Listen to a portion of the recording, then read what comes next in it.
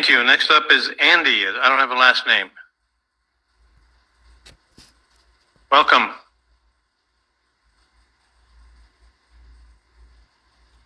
Good evening. I am Andy. I have a domicile in Weld County, and to make it very clear, I'm not a resident fictitious ins legis 14th Amendment. Federal employee slave, as the term resident implies.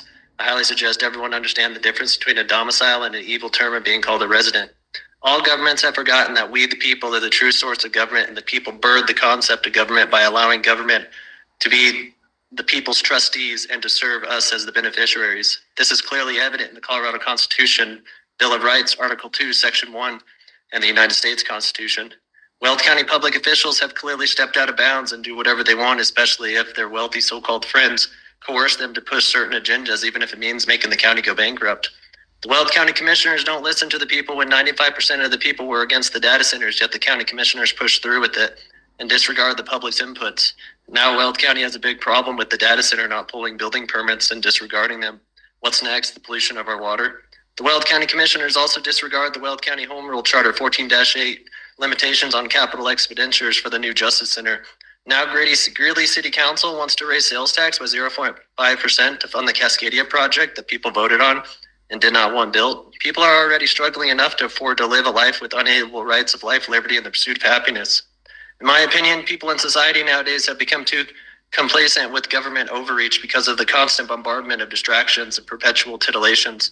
Our founding fathers stood up and rebelled over a 3% T-tax, but today people have become indoctrinated through consensus reality to literally be taxed for everything and be happy with it.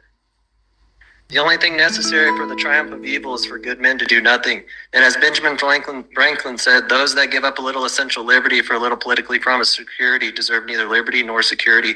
These flock cameras are being pushed as public safety to assist law enforcement officers. If these cameras and other ALRPs are strictly for helping law enforcement officers find stolen cars or for Amber Alerts, then why are these cameras being placed in public parks, home improvement centers, trailheads, national parks, gun ranges, and many other places?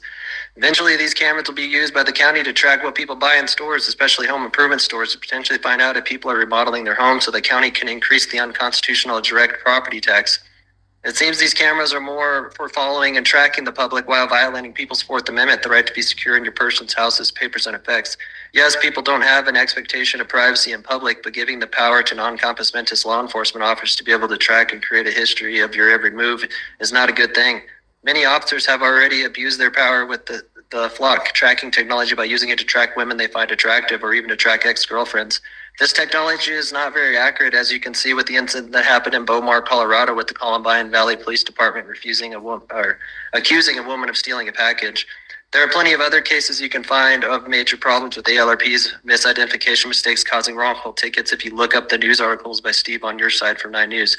Please listen to the real power and creator of government, we the people, and get rid of flock cameras and other providers of ALRPs. Thank you, Andy. Nicole.